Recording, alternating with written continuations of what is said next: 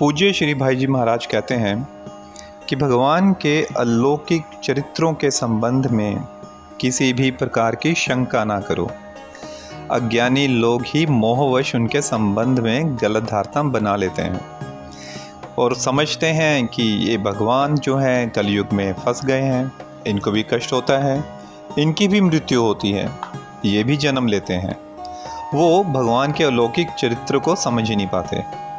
अरे भगवान भी समझ नहीं पाते कभी कभी अपने ही अलौकिक चित्र को। आपने एक कथा सुनी होगी, जब श्री रामचंद्र जी सीता मैया जब रावण उठा के ले गया था, तो राम जी जब ढूंढ रहे थे तो वो हाय सीते करके विलाप कर रहे थे।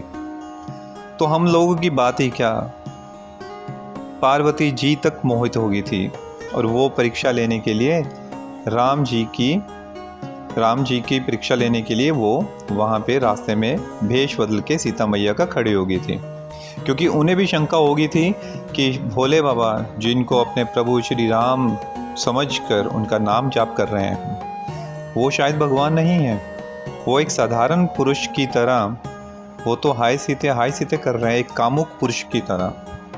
तो उन्होंने भी परीक्षा लेनी चाहिए। तो इसलिए हम क्या जीव हैं, हम तो बड़े तुच्छ हैं, तो हम भगवान की अलौकिक लीलाओं को समझ नहीं सकते। इसलिए लौकिक लीलाओं को समझना हमारे बस की बहुत बाहर की बात है। अगर जो चीज़ नहीं समझ सकते हैं तो सिर्फ हमें महापुरुषों के वचनों का अनुगमन करना है। उनके वचन क्या कह रहे हैं। भगवान की अलौकिक चरित्रों के संबंध में किसी प्रकार की शंका ना करो।